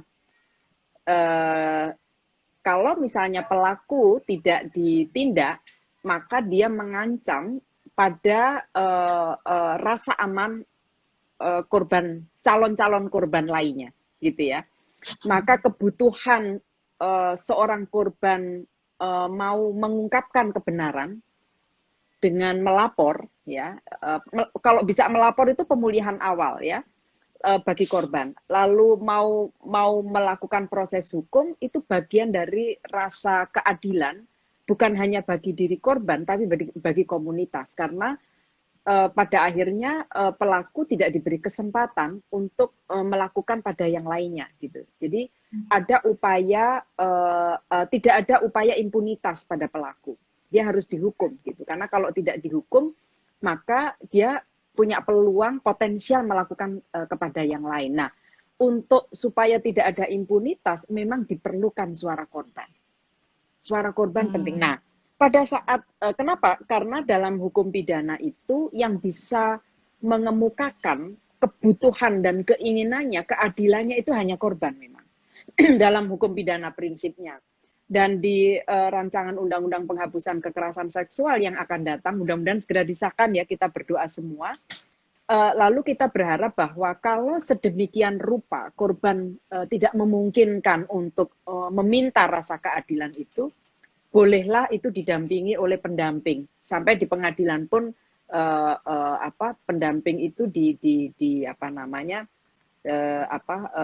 bisa membantu gitu ya. Karena kalau sampai dengan hukum acara kita yang sekarang itu hanya dengan korban yang harus menyampaikan apa yang dialami, apa yang diketahui, apa yang dirasakan, apa yang diderita, apa yang dilihat, itu hanya fokus pada korban. Padahal kita tahu korban perkosaan itu kan satu kejahatan terhadap tubuh yang khas ya, yang kadang-kadang oleh korban sendiri ingin segera dilupakan. Nggak pengen diinget-inget, kalau ditanya berulang kali, lebih baik nggak usah berproses hukum deh gitu ya. Ada satu contoh film di Netflix, saya minggu yang lalu saya nonton, judulnya Unbelievable. Itu begitu. Karena berkali-kali ditanya, masuk rumah sakit ditanya, ketemu FBI ditanya, ketemu bagian ini ditanya, dia bilang, saya nggak korban kekerasan seksual. Capek, soalnya dia sudah merasa capek berkali-kali ditanya. Jadi menurut saya balik ke pertanyaan ini, bagi korban, satu memang kembali pada korban, apa kebutuhan yang diharapkan. Kalau yang diperlukan adalah pemulihan terlebih dahulu, step pemulihan itu yang harus kita berikan kepada korban. Yang kedua, tetap perlu kita lakukan advocacy agar ada upaya lain gitu ya untuk melakukan pelaporan, karena dengan pelaporan itu kita ikut mendorong tidak ada impunitas pada pelaku ya. Dan kalau itu terjadi, kalau itu bisa dilakukan, maka tidak membuka peluang dia melakukan kepada yang lainnya. Karena kalau ini tidak dihukum gitu ya, tidak dipenal gitu ya, maka dia kemudian gini, saya melakukan lagi nanti pada yang lain gitu kan. Toh korban-korban pada diem gitu. Makanya speak up buat korban kekerasan seksual itu penting ya, dan itu kerja keras kita semua. Diperlukan dukungan yang luar biasa gitu ya, karena sekarang sudah mulai banyak nih Mbak korban perkosaan yang nggak berani lapor, akhirnya ala biasa aja gitu aja kok lapor gitu. Emang apalagi kalau relasinya pacaran, tambah itu. Kalau tidak relasi pacaran aja orang nggak berani lapor, relasi pacaran lebih-lebih. Karena masa sama pacarnya kok diperkosa gitu kan? Sama dengan relasi suami istri. Masa sih ada suami istri diperkosa? Nggak ada lah, kan itu memang kewajiban suami, kewajiban istri, kayak gitulah gitu ya. Dan itu yang harus kita bongkar. Makanya ada undang-undang penghapusan kekerasan dalam rumah tangga, bahwa dalam relasi pasangan suami istri itu juga potensi ada perkosaan ya, ada kekerasan seksual antara satu dengan yang lainnya, yang lebih dominan melakukan pada yang lemah, dan yang lebih banyak jadi korban itu adalah perempuan. Maka tadi saya setuju bahwa memang dikembalikan pada korban, tapi pada saat yang bersamaan secara simultan kita perlu melakukan advokasi agar pelan-pelan korban berani speak up, berani lapor. Karena dengan berani lapor itu adalah proses pemulihan awal bagi korban, karena dia tidak menanggung sendiri kesalahan yang dilakukan oleh pelaku, tapi dia sudah mulai meminta perlindungan pada negara agar pelaku dijerat. Sebab orang seperti korban ini setiap waktu dia akan merasa terancam keamanannya. Terus-menerus dia akan merasa terancam. Jangan-jangan saya nanti ke sana ketemu dia lagi gitu. Nah, itu juga harus yang dihentikan. Oke. Ada lagi tadi dari Bubble. Tapi ya Big Bubble. Tapi bagaimana nih kalau pihak keduanya setuju dipanggil jelek tadi loh Mbak? Gimana kalau sama-sama setuju? Kok Mbak Ica yang merasa itu dibully atau dijelek-jelekin, orang dua-duanya setuju kok gitu? Ya, kembali lagi ya rasa valid. Kalau memang merasa oke sih silakan. Tapi ada ilmu keren nih terkait ini. Aku lupa, nggak yakin nih namanya benar yang aku ingat, tapi rasanya nama ilmuwannya itu Masaru Emoto. Ilmuwan Jepang yang studi tentang kristal air. Teman-teman cari di YouTube, itu ada banyak dan bagus banget. Nah, ini teorinya itu menjelaskan bahwa dari setiap kata yang kita lontarkan kepada air, itu akan merubah struktur molekulnya si air. Ketika kita bilang thank you, terima kasih, I love you, bahagia, kamu pintar, itu struktur molekul airnya jadi sangat indah. Teman-teman coba cek. Tapi beda ketika kalau kita mengatakan itu kepada si air tadi, misalnya kamu jelek, bodoh, dan kata-kata negatif lainnya. Itu molekul airnya strukturnya nggak jadi, hancur. Ini ada penelitiannya. Dan teman-teman, 80% bahkan mungkin 90% tubuh kita adalah air. Dan it's leave it up to you how you value yourself ya. Buatku, I'm the queen, I'm a princess, I'm precious. So, if you want to get princess, you have to behave like prince. Kalau misalnya teman-teman khususnya perempuan, kalau kamu tuan putri, kamu mau dipanggil yang jelek-jelek? Yakin? Lebih pilih yang mana? Mau dipanggil yang terindah, cintaku, malaikatku, atau monyetku? Atau nih, monyetku, pesekku, gendutku, babunku. Mau yang mana? Gini deh, kalau ada dua posisi, dua pria sama-sama lagi ngefans sama kamu, cinta mati sama kamu, klepek-klepek, kalau pakai istilah bucin, lagi bucin-bucinnya sama kamu. Yang satu manggilnya gitu tadi, malaikatku, kekasih jiwaku, belahan jiwaku. Yang satunya, kamu adalah monyet kesayanganku. Which one you choose? Nah, itu sih. Aku percaya bahwa apa yang kita ucapkan itu punya energi ya, punya sugesti, dan itu menentukan keberhargaan kita juga. So, if it depends to me, I will choose to be treated well, karena aku berharga. Tapi kalau misalnya teman-teman mutusin seperti itu, mau di sana ya sayang sekali, cuma bisa bilang gitu sih, sayang sekali. Kamu sesuatu yang berharga, tapi kok diperlakukannya seperti kurang berharga. Itu sih pendapatku. Gitu Bu Nini. Oke, wah, menarik sekali ya teman-teman. Jadi ini pilihan ya, pilihan tapi setidaknya kita udah tahu nih kualifikasinya yang ini walaupun sama-sama setuju, tapi kalau disuruh memilih gitu dari dua yang terburuk gitu, pasti ada pilihan yang terbaik dari yang terburuk gitu ya kira-kira ya. Oke, ada lagi saya sampai nggak bisa nanya lagi loh, karena banyak sekali pertanyaan dari peserta ya. Dari Lendoski, ya. Dari Lendoski, malam Mbak, saya punya pacar yang memiliki background pelecehan dan kekerasan seksual di masa lalunya yang sangat cukup berdampak sampai sekarang. Oleh karena itu, apa sih yang sebaiknya saya lakukan untuknya? Gitu kali ya.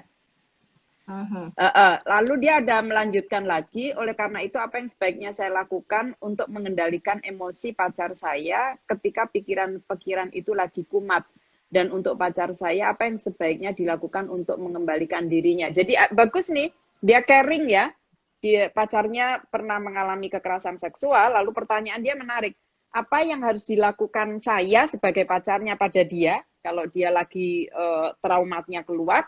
Lalu juga apa yang dilakukan dia gitu ya untuk mengendalikan dirinya. Jadi silakan Mbak. Ya, ini menarik banget dan sebenarnya dalam banyak kasus seperti Sorry, ini. Dari pertanyaan ini kelihatan ya dia caring sama pacarnya ya. Iya kan? Oke. Yeah. That's really good and sweet of you. Iya, buat teman-teman kakak-kakak yang laki-laki di sini, aku cuma mau bilang gini sebagai perempuan ya. Ketika perempuan sudah punya sejarah di masa lalunya, apalagi terkait dengan hubungan seksual, masa lalu, dan apapun itu yang dinamai, itu menjadi beban tersendiri dan butuh keberanian yang luar biasa, keberanian, kepercayaan kepadamu, cinta kepadamu yang melandasi dia berani mau jujur. Maka ketika seorang perempuan berani mengungkapkan itu, berani terbuka padamu, jujur apa adanya, that's mean she is a good woman. Aku bisa bilang gitu, she is good, she is princess. Dia qualified, dia keren banget, perempuan yang pantas untuk dicintai. Nah, Tantangannya adalah karena seringkali yang dirasakan itu akibat ditinggalkan atau apapun ya, gagal di hubungan sebelumnya, itu dalam banyak kasus membuat si perempuan merasa tidak berharga lagi atau kurang berharga. Dan itu bisa sangat merusaknya dari dalam karena self esteem-nya hancur. Nah, yang bisa dilakukan oleh si perempuan yang pertama adalah kembali lagi menerima diri apa adanya. It's okay, it's part.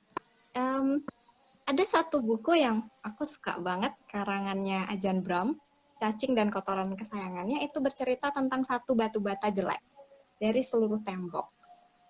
Nah, masa lalu, kesalahan apapun itu, kalau kita lihat sebenarnya itu kan hanya satu titik hitam atau satu yang jelek dari keseluruhan tembok yang indah gitu. It's not define you, it's just part of you gitu. Maka perlu bagi si perempuan tadi untuk bisa menerima itu dulu. Ketika dia sudah bisa menerima bahwa okay, well, I did mistake, it's my past, ya it's okay, but I'm still person gitu.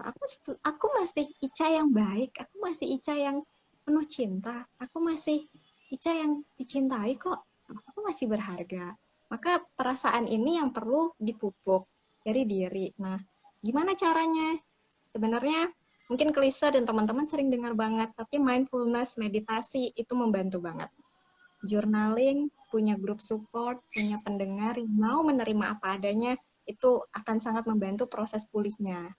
Nah, itu yang pertama, yang bisa dilakukan dari sisi perempuan. Nah, sebagai pacar lah, Mas pacar, I really appreciate you are keren. Kamu keren banget gitu. Kamu keren banget karena tidak banyak laki-laki yang bisa seperti itu gitu. Ada banyak kasus di luar sana, dia udah takut sekali buat jujur, dia mau jujur, ketika dia bilang justru dia ditinggalin. It's hurt a lot, trust me. Tapi kalau kamu milih untuk menerima, itu keren banget. Nah, yang bisa dilakukan adalah sederhana kok. Just love her as who she is gitu. Ya cintai dia apa adanya. Ketika dia lagi kumat, dia merasa tidak berharga, what you can do? Peluk, bisikin. I love you, it's okay. I love you. Aku sayang kamu kok. Penerimaan berulang-ulang, afeksi, sugesti positif itu ngebantu banget. Aku dulu pernah di fase itu. Fase jatuh merasa tidak berharga, Bu. Dan ini hampir nggak bisa ditolong karena kan di dalam ya. Kan suara-suara itu, pikiran-pikiran itu munculnya dari dalam. Nah, sambil memupuk lagi self-esteem-ku, rasa berhargaku, ya aku bersyukur diberi Tuhan pasangan yang selalu memberikanku afeksi positif itu. You are great, you are my angel, I love you so much. The most important is who you are today. Nah, kata-kata seperti itu membangun rasa berhargaku lagi yang membuatku bisa bangkit dan, well, here we are, Ica hari ini. Nah, maka dan aku percaya justru perempuan-perempuan yang sudah berproses dan mampu mengolah itu adalah mereka sebenarnya mutiara. Dia udah diamond tuh levelnya. Karena udah diasah. Diasah kan sakit, guys. Sakit, coy. Dihujam, dihina, pengakuan sosial, apalagi Indonesia ya. Dengan diskriminatifnya budaya patriarkinya. Maka itu menjadi challenge sendiri. Dan ketika seorang perempuan mampu melalui dan mengolah ini, dia berharga. Trust me, she is precious. So, itu sih dari aku. Semoga cukup menjawab. Mbak Ica menarik sekali ya. Saya kira yang disampaikan Mbak Ica sangat penting ya bagi semua pasangan barangkali ya yang pernah mengalami atau tidak pernah mengalami peristiwa seperti ini ya, punya pasangan yang dia korban pelecehan seksual, karena bisa jadi bukan pasangan pacaran ya, bisa mengetahui ada saudara yang seperti itu ya, keluarga yang seperti itu, tapi kata kunci kita cintai dia, perlakukan dia sebagaimana dia gitu ya, dan cintai dia, itu kata kunci utama yang penting tadi. Ada lagi Tias_RMD, bagaimana sih menurut kakak nih kalau kita punya pasangan, pasangan kita itu suka ngomentarin penampilan kita, dan kalau tidak mengikuti apa yang dia mau, dia itu marah dan makin nggak suka. Nah, ini yang tadi nih, satu level lah pertanyaannya nih. Tinggalin. Udah tinggalin, beres ya. Tinggalin, Iya, beres. prinsipnya gini, kita sebagai pribadi ya, sebagai pribadi, kan teman-teman, mungkin ibu juga, kita sering dengar jodoh itu belahan jiwa. Mm-mm. Jiwa dibelah, maka kualitas jodohnya kita seperti kualitas jiwanya kita. So, jika aku sudah menerima apa adanya diriku, ini versi terbaiknya aku sudah berusaha berdandan, merawat diri, olahraga, uh, that's the best I can do about myself gitu. Tapi dia nggak bisa terima, ya udah gitu, nggak apa-apa, bye, I found the other one. Tapi menjadi masukan juga dilihat ya, kalau kritiknya itu memang sesuatu yang bisa kita ubah. Misal, maaf nih, bau badan. Nah, kalau misalnya diomonginnya terkait itu ya bau badan. Nah, ini menurutku justru masukan yang bagus. Artinya berarti, oke, what should I do about that? Berarti kan harus ganti pakaian, jaga kebersihan lebih bagi. Tapi kalau jatuhnya itu ke mengatur, kamu pesek, jadi kamu harus lebih mancung. Bulan depan operasi plastik ya, gitu. Atau kamu bajunya, ini banyak loh Bu, di pasangan pacaran yang bucin tadi, pakaiannya diatur. Aku mau kamu pakainya nanti, kita setelan warna hitam ya. Kamu pakainya harus rok yang di atas lutut, tampil seksi, cantik, lipstik merah. Nah, yang kayak gitu juga banyak. Teman-teman kembali lagi deh. Are you comfortable with that? Is that really you? Gitu loh. Justru pasangan yang hubungan yang membuat kita utuh, pasangan yang membuat kita menjadi lebih baik itu ketika kita menjadi diri sendiri gitu, bukan memalsukan diri. Capek loh pakai tokeng terus, capek loh harus memenuhi maunya dia, nanti rambut besok harus diikat kepang ya, besok harus keriting ya, besok kacamatanya warna hitam sebelahnya pink ya, kayak gitu. Are you comfortable? Nah, kalau udah nggak nyaman ya udah opsinya satu kan, kembali lagi it's your choice. Mau bertahan berapa lama? Atau kalau aku mah udah bye. Aku Bubar mencari aja yang ya. satu aja. Daripada capek kan, nanti balik ke investasi ya. Investasinya bodong, lama lagi. Kan mending kalau tahu investasinya nggak nguntungin, udah tutup aja akunnya. Kan gitu. Ya nggak, Bu? Iya, benar-benar. Masih ada nih Mbak, satu lagi ya. Sebenarnya Oke. ini sudah jam 9 ya, tapi ada satu lagi deh ya. Dari RTIC_hike, korban untuk speak up belum banyak karena tidak adanya dukungan dari orang terdekat, keluarga atau masyarakat. Bahkan si korban secara tidak langsung ditekan karena stigma buruk tentang korban. Gimana Mbak Ica? Nah, iya. Ini sebenarnya yang menjadi motivasiku. Maaf ya teman-teman, sambil ambil charger ya. Baterainya mau habis. Itu yang menjadi motivasiku untuk berbagi apa yang kupunya, Ibu, teman-teman. Menyadari bahwa memang seperti tadi, di luar sana, sadis ya, dunia di luar sana itu. Dan ketika teman-teman pernah menjadi korban, berproses untuk pulih, itu kerap kali berat dilakukan sendiri. Dan penting banget orang-orang yang bersedia mendengar aja. Mendengar tanpa menghakimi dan pada akhirnya berkata, I love you, it's okay. Just dua hal itu tuh, itu powerful banget. Nah, maka komunitas dan teman-teman yang hari ini aku dampingin itu ya berdasarkan dari pengalaman itu tadi, bahwa ditemenin itu enak loh. Punya saudara yang mau menerima itu enak loh. Jadi yang bisa kita lakukan ya berbagi apa yang dipunya. Dan yang tadi sebenarnya dalam sesi ini aku belajar banyak dari pertanyaan teman-teman, di sambil aku juga jadi sadar gitu, wah aku harus belajar banyak lagi. Belajar sama Bu Wiwi, Bu Nini salah satunya gitu. Ternyata untuk mendampingi korban, aku juga harus mulai melek hukum. Karena mungkin nanti suatu saat aku ketemu seseorang yang dia butuh diadvokasi. Nah, maka setidaknya aku tahu jalurnya kemana, harus bisa seperti apa. Maka hal terkonkret yang bisa kita lakukan ya, at least menjadi good listener is already more than enough. Tidak menjadi satu bagian dari masyarakat di luar sana yang ikut menghakimi. It's already helping a soul, and even you can save a life because of that. So, gitu sih. Kalau memang merasa terpanggil, mari, Bu Nini pasti seneng tuh kalau banyak anak muda yang punya hati untuk ini, Pasti. mau jadi grup. Keren banget ya, Bu. Nah, karena Ayo. kadang tuh kadang tuh gini loh Bu, teman-teman, pendampingan tuh banyak. Program-program dari Komnas Perempuan, Komnas HAM, dan ADE tuh ada. Tapi bahasanya tuh kan kerap kali bahasa ini ya Bu, intelektual yang berat-berat gitu. Nah, dapat deh teman-teman yang muda tuh kan kayak ya whatever lah gitu, nggak sampai. Nah, butuh teman-teman yang seperti kita, yang orang-orang lapangan gitu, yang bisa ngomong lo gue, aku kamu, yang bahasanya kayak gitu, bucin-bucinan dan lain-lain. Nah, kita diperlukan di ranah-ranah tersebut. Ketika nanti sudah ranahnya up, butuh skill yang butuh lebih tinggi lagi, lebih profesional. Nah, di saat itulah kita perlu berjejaring dan melibatkan orang-orang seperti Bu Nini. Iya, Bu ya. Nah, gitu sih.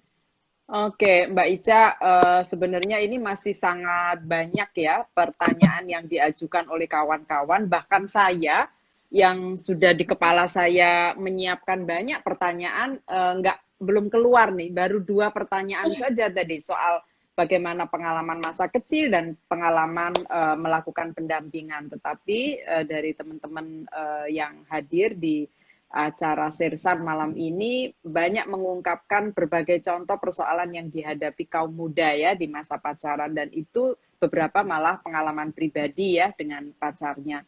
Saya kira saya memetik 2 hal Mbak Ica dari malam ini ya, karena masih banyak sekali yang sebetulnya ingin kita obrolin ya secara santai begini. Yang saya setuju pada Mbak Ica, nggak usah pakai teori dan rumus deh gitu ya.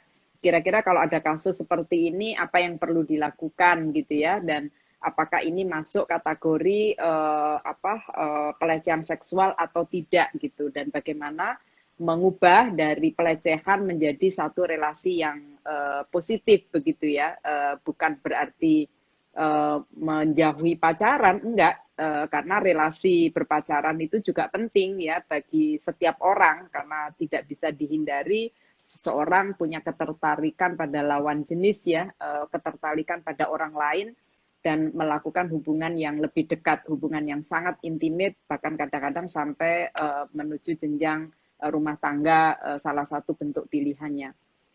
Nah, oleh karena itu Mbak Ica, barangkali nanti kita buat seri kedua kali ya, karena banyak sekali ini kayaknya pertanyaan yang masih muncul, padahal kita memang gitu ya, masih jam 9, kita harusnya sudah berakhir, jadi kita nanti buat seri yang kedua.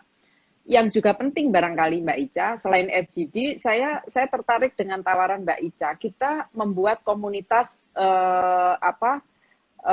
komunitas yang membuat support group, tapi lebih pada konteks di ruang digital, ya, untuk teman-teman muda kita ya, karena kan sekarang ini support group digital dengan literasi digital, kita juga harus memanfaatkan bagaimana sih membangun support group dengan ruang digital gitu, dengan cara-cara yang bagaimana kita bisa ketemu, ngobrolin, bisa jadi cuma 5 orang, 6 orang gitu ya, yang memerlukan apa.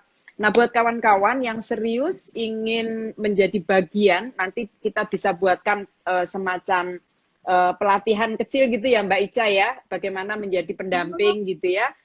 Jadi silakan daftar ya di nomor yang di bawah itu 0895 6166382883. Di situ kita bisa bertemu lagi secara lebih spesifik, lebih diskusinya lebih lebih private gitu ya, nggak terbuka, karena bisa jadi kalau itu keluhan terkait korban, kita tahu bahwa tidak mungkin dibuka di ruang publik, maka di ruang private seperti itu kita bisa ngobrol. Lalu kita juga bisa membuat komunitas teman sebaya ya, untuk belajar bersama bagaimana melakukan pendampingan, karena semakin banyak para pendamping, semakin banyak orang yang kita dengar kebutuhannya di sekitar kita, itu akan semakin baik gitu ya, semakin membantu kepada sesama.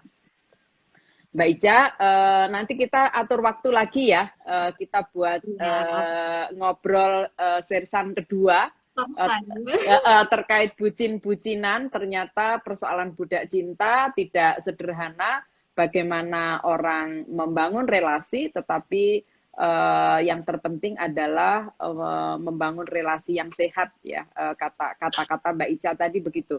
bikin satu relasi yang sehat. Nah, relasi yang sehat adalah relasi yang terbebas dari tekanan satu dengan lainnya, saling mencintai, saling menghargai, tidak ada tekanan satu dengan yang lainnya, dan yang terpenting apa dalam relasi itu menjadikan kita sebagai manusia yang lebih baik dari ketika sendiri gitu. Itu luar biasa menurut saya. Kita tidak dipermalukan, tidak dimaki-maki, tidak dijelek-jelekkan, tapi kita dihargai sebagai manusia yang bebas.